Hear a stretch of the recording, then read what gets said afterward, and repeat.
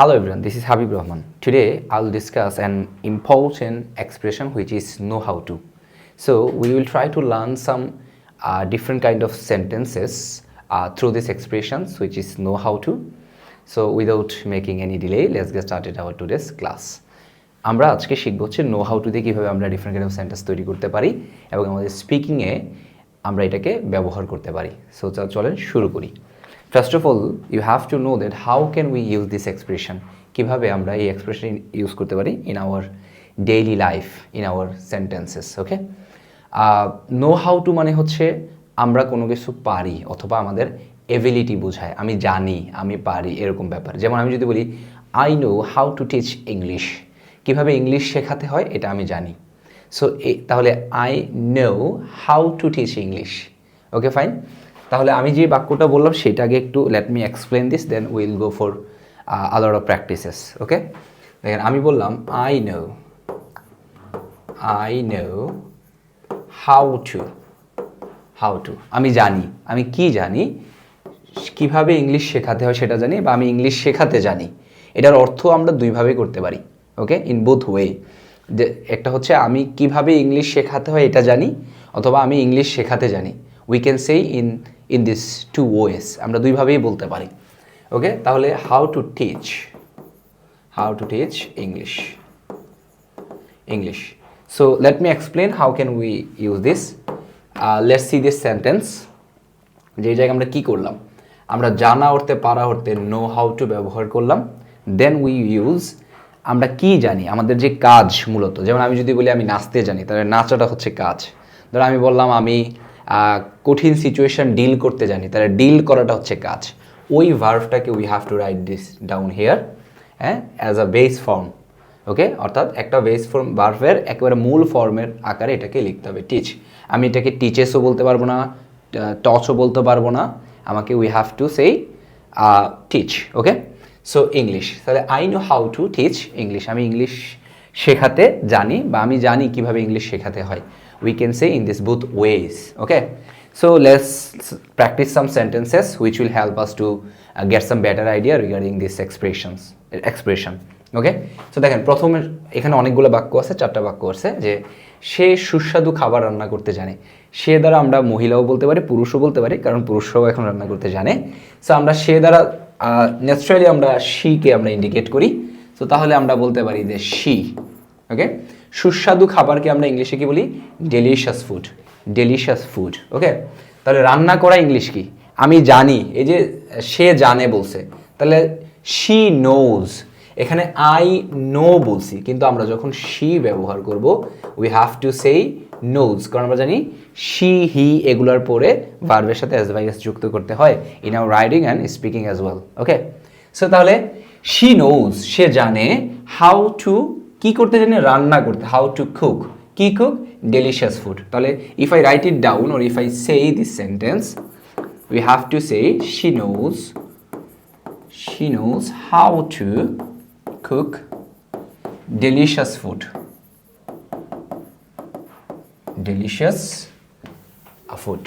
Let me erase this sentence, then I will write the other portion of this sentence. Delicious food, okay. তাহলে এটা যদি আমি speaking বলি কিভাবে বলতে পারি, she knows how to cook delicious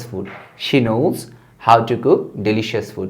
এখন যদি বলেন আমি ডেলিশিয়াস ফুড রান্না করতে জানি, সুস্বাদু খাবার রান্না করতে জানি, I know how to cook delicious food. যদি বলি আমার মা সুস্বাদু খাবার রান্না করতে জানে, তাহলে মাই মাদার নোজ হবে, মাই মাদারের সাথে থার্ড পারসন সিঙ্গুলার নাম্বার এটাকে বলে আমরা, my mother, my brother, my sister, এরকম করে বলি আমরা, ওকে। সো যদি আবার আমরা আমার ভাইয়েরা, যদি আমি প্লুরাল ফর্ম বলি মাই ব্রাদার্স, তখন কিন্তু আমাদের we have to say know how to, my brothers know how to cook delicious food. এভাবে my sisters know how to cook delicious food. তাহলে she knows how to cook delicious food. So let's practice some more sentences with this expression. এখানে আমাদের আছে আমি এই সমস্যার সমাধান করতে জানি, কি জানি, সমাধান করতে। তাহলে সমাধান করে ইংলিশ কি, সলভ। তাহলে আমি জানি I know how to solve this problem. I know how to solve this problem. তাহলে আমি যদি বলি তারা প্রবলেমটা সমাধান করতে জানে, they know how to how to solve this problem. They know how to solve this problem. আমি যদি বলি আমার বস এই সমস্যাটা সমাধান করতে পারে বা জানে, বা আমার বস জানে কিভাবে এই সমস্যাটা সমাধান করতে হয়, তাহলে মাই বস নোজ বলতে হবে। এখন third person singular number, my boss nose how to solve this problem. My boss nose how to solve this problem. আপনি একটু আমার সাথে সাথে বলার চেষ্টা করেন ওই পাশ থেকে, যেহেতু আমাদের কোর্সটা স্পোকেন কোর্সটা অনলাইনে হবে, সেই ক্ষেত্রে আপনারা আমার সাথে নাই বা জুমে আপনারা আমার সাথে থাকবেন। আপনারা আমাদের রুমে দরজা বন্ধ করে ইচ্ছা মতো loudly you have to speak up, because আপনি যদি স্পিকিং শিখতে চান আপনার মুখের যে ইনার্শিয়াটা আছে এটা কিন্তু কাটাই ফেলতে হবে। You have to pronounce, you have to speak up a lot of sentences in English. In this way, it will help to get the, what can say, fluency in your spoken, in your speaking, okay, skill. তাহলে আমরা বলতে পারি বা লিখতে পারি দুইভাবে যে I know how to solve this problem. কিভাবে এই সমস্যাটার সমাধান করতে হয় আমি জানি, বা আমি এই সমস্যাটার সমাধান করতে জানি। We can say in this both way. I know how to solve this problem. We have to say problem. Okay? তাহলে তারা তাদের সময় সঠিকভাবে পরিচালনা করতে জানে। এখানে পরিচালনা বলতে ম্যানেজ করা। ওকে? তাহলে আমরা কি জানে, সে পরিচালনা করতে জানে। তাহলে পরিচালনা করা কি? ম্যানেজ। কারা জানে? তারা। তাহলে they know how to manage their time. They know how to manage their time. কি আছে? সঠিকভাবে। We can say properly, we can say effectively. Okay? তাহলে they know how to manage their time effectively. They know how to manage their time effectively. আমরা বলতে পারি, এটাও বলতে পারি তারা তাদের সময়কে সঠিকভাবে ব্যবহার করতে জানে। এটাকে আমরা ইউটিলাইজ দিয়েও করতে পারি। They know how to utilize their time. তখন আর ইফেক্টিভলি শব্দটা দেওয়ার কোনো প্রয়োজন নেই, কারণ ইউটিলাইজ মানেই সঠিক ব্যবহার করা বা সঠিকভাবে ব্যবহার করা। আমরা সৎ ব্যবহার করা বলি এটাকে। তাহলে they know how to utilize their time. They know how to manage their time effectively, properly. এভাবে করে we can say in this way. ওকে? তাহলে আমরা বলতে পারি they know how to manage, অথবা utilize বলছি আমরা, manage their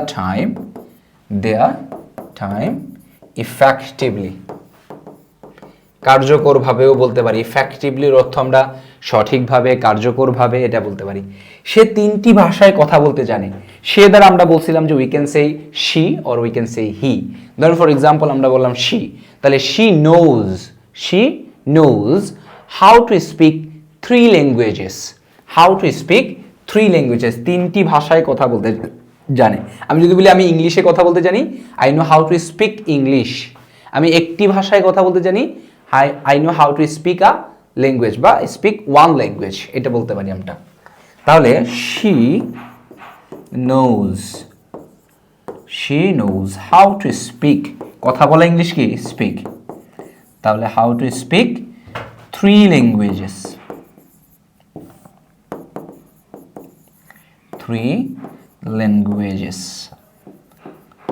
Okay, আমরা 3 লিখছি, and that is why you have to add this s in our in this noun. Okay, language এর সাথে s যুক্ত করতে হবে, languages. তাহলে she knows how to speak 3 languages. তিনটা ভাষায় কথা বলতে জানে। So we will practice some more sentences with this expression so that we can get the better understanding of this expression, and we can use this expression in our daily life with our friends or with other people or with any kind of circumstances which we will face in our near future. Okay, আমরা এই নিকট ভবিষ্যতে আমরা যাদের যেই সিচুয়েশনে face করি না কেন, যেই সার্কামস্টেন্স ফেস করে যেন বন্ধু বান্ধব, মা বাবা বা অন্যান্য সবার সাথে যেন আমরা এটা ইউজ করতে পারি। আমি সুন্দর শিল্পকর্ম তৈরি করতে জানি। I know how to create, তৈরি করা ইংলিশ কি? ক্রিয়েট, মেক বলতে পারি। বিউটিফুল আর্ট ওয়ার্ক, শিল্পকর্ম মানে বিউটিফুল আর্ট ওয়ার্ক। আমি বলে যাই, সে চাপপূর্ণ পরিস্থিতি মোকাবেলা করতে জানে। মোকাবেলা করে ইংলিশ কি? হ্যান্ডেল, মোকাবেলা। ট্যাকেল বলতে পারি, হ্যান্ডেল বলতে পারি। তাহলে চাপপূর্ণ পরিস্থিতি ইংলিশ কি? Stressful situation. স্ট্রেসফুল সিচুয়েশনসও বলতে পারবো, সিচুয়েশনও বলতে পারবো। সিচুয়েশনস যখন বলবো তার মানে প্লুরাল, অনেকগুলা সিচুয়েশন এরকম। তাহলে সে জানে, হি knows how to handle stressful situations. She knows অথবা আই নো এভাবে বলতে হবে, বা she knows how to handle, how to tackle, how to face এভাবেও বলতে পারি আমি চাইলে। হাউ টু ফেস মোকাবেলা করা, হাউ টু কনফ্রন্ট, কনফ্রন্ট মানে মোকাবেলা করা, কমব্যাট, কমব্যাট মানেও মোকাবেলা করা। আমি একটু ওই শব্দগুলো লিখে দিই আপনাদেরকে, কনফ্রন্ট, তারপরে কমব্যাট, কমব্যাট। তাহলে আমরা যদি একটু এক্সপার্ট মানে একটু অ্যাডভান্স লেভেলের ভোকাবুলারি ব্যবহার করতে চাই, we can use this words. Okay, so তাহলে she knows how to handle stressful situations. তারপরটায় আমরা কঠিন পরিস্থিতিতে শান্ত থাকতে জানি, শান্ত থাকতে জানি। তাহলে শান্ত থাকা ইংলিশ কি? স্টে খাম, স্টে খাম, এটাকে আমরা খাম বলবো, এল এর উচ্চারণটা সাইলেন্ট থাকে। সো আমরা কঠিন পরিস্থিতিতে মানে ডিফিকাল্ট সিচুয়েশন, ডিফিকাল্ট সিচুয়েশনস। তাহলে উই নো, আমরা মানে কি we know how to stay calm, how to stay calm, শান্ত থাকতে জানি। We know how to stay calm in difficult situations, we know how to stay calm in difficult situations. Okay, তাহলে সে প্রায় সব কিছুই মেরামত করতে জানে। মেরামত করা ইংলিশ আমরা যদি এটা মোবাইল বা কোনো কিছুর ক্ষেত্রে, বেশিরভাগ ক্ষেত্রে আমরা ফিক্স ব্যবহার করি। In some cases we can use repair বলতে পারি আমরা, রিপেয়ার, রিপেয়ার। ওকে, তাহলে সে প্রায় সময়, তো প্রায় সময় না, প্রায় সব কিছুই, অলমোস্ট এভরিথিং বলতে পারি, অলমোস্ট এনিথিং বলতে পারি। We can say use this two expression বা two words or phrases. For example কি, এনি, অলমোস্ট, প্রায় মানে অলমোস্ট বলবো আমরা এখানে, অলমোস্ট এনিথিং অথবা almost everything, everything. So we can say সে প্রায় সব কিছু মেরামত করতে জানে। মেরামত করা মানে কি? ফিক্স। তাহলে সে বলছি আমরা, তাহলে শি নোজ অথবা he knows how to fix, কিভাবে সে জানে, মেরামত করতে জানে কি? সব কিছু, অলমোস্ট এনিথিং, অলমোস্ট এভরিথিং। তাহলে she knows how to fix almost everything, almost anything. Okay, দুইটাই বলতে পারো আমরা চাইলে। আমরা কঠিন সময়ে প্রেরণা বজায় রাখতে পারি, আসলে প্রেরণা বলতে মোটিভেশন বজায় রাখতে পারি বললে বেটার হইতো।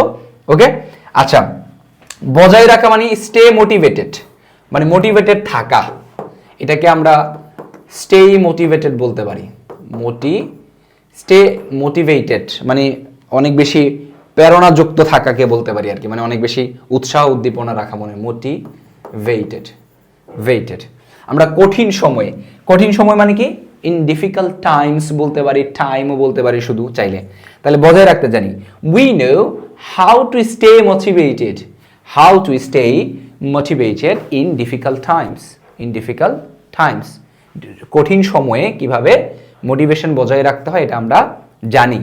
কিভাবে না বলে আমরা বলতে পারি কি কঠিন সময়ে মোটিভেশন বজায় রাখতে জানি।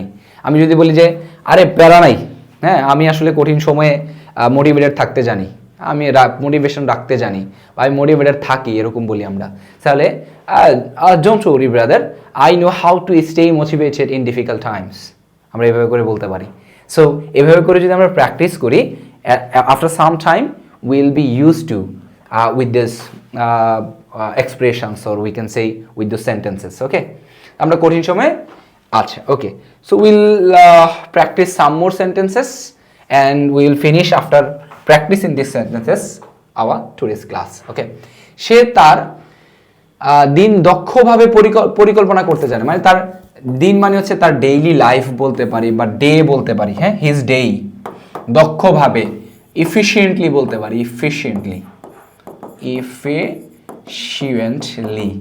পরিকল্পনা করতে জানে, মানে কি জানে? প্ল্যান করতে জানে। তাহলে সে, he knows how to plan his days, she knows or he knows how to plan his days কি? ইফিশিয়েন্টলি, কিভাবে পরিকল্পনা করতে হয় জানে, বা সঠিকভাবে পরিকল্পনা জানে। ঠিক আছে, আমি অন্যদের দক্ষ, অনেক সময় বলে না বাসায় যে আরে ওরে বলিস না, হ্যাঁ ওরে নিয়ে তুই এত কথা বলিস না, ও জানে কিভাবে তার দিন ঠিকঠাকভাবে পরিকল্পনা করতে হয়।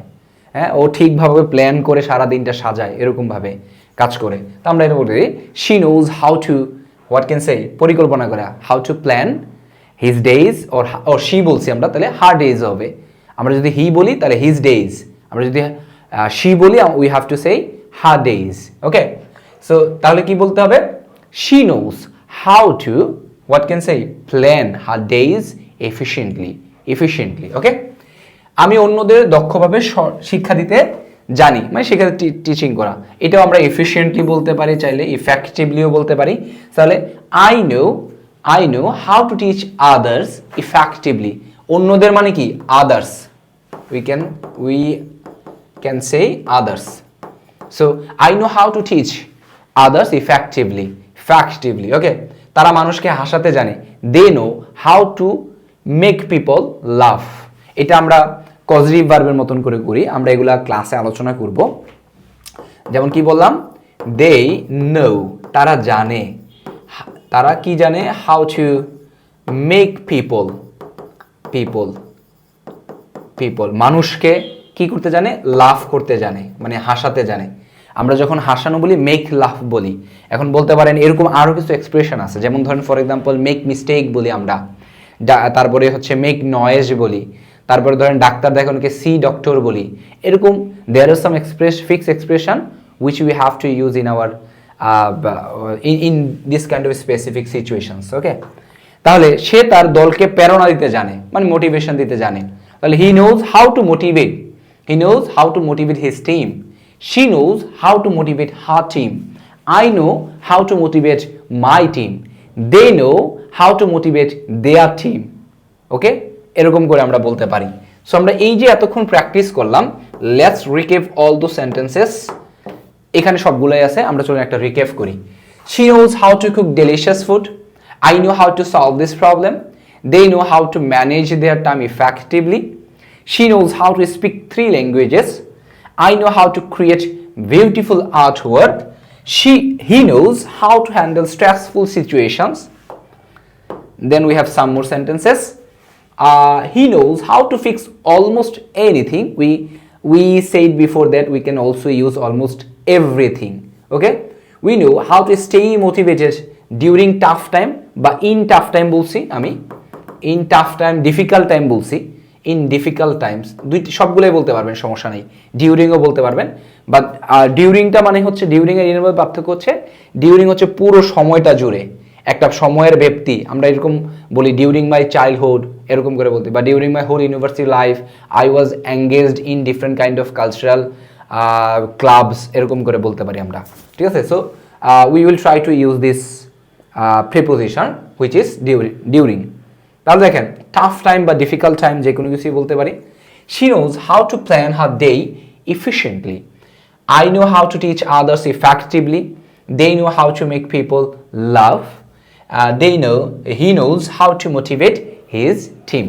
সো এইভাবে করে আমরা আমাদের যে কোর্সের ক্লাসগুলা, আমার স্পোকেন কোর্সের ক্লাস, এগুলোতে আমরা অসংখ্য বাক্য প্র্যাকটিস করব বিভিন্ন সিচুয়েশন বেসড। যেমন এটা নো হাউ টু দিয়ে, আমরা এক সময় করবো ল্যাচ দিয়ে, এক সময় করবো হ্যাভ টু হ্যাজ টু দিয়ে। যেমন আমি প্রায় সময় বলতাম you have to use this, আমি আজকের ক্লাসে কিন্তু অনেকবার ব্যবহার করছি। লেট কথাটা অনেকবার ব্যবহার করছি, let's get started our today's class okay, let's explain this first, এরকম। আমরা আগে বলছি নো হাউ টু আগে এক্সপ্লেন করে নেই, এরকম। সো এরকম ল্যাট দিয়ে হতে পারে, টেন্সগুলা ভয়েসগুলা সহ, ফিউ ফিউ, এরকম অসংখ্য এক্সপ্রেশন দিয়ে আমাদের ক্লাসগুলো হবে। So if you want to learn spoken English, so you can choose me as your instructor okay. So that's for today. Thank you so much for being here for a few minutes. So আমার সাথে দেখা হবে আপনাদের অন্য কোনো ক্লাসে, spoken writing English সংক্রান্ত অন্য ক্লাসে। আজকের ক্লাসে এই পর্যন্তই। Thank you so much.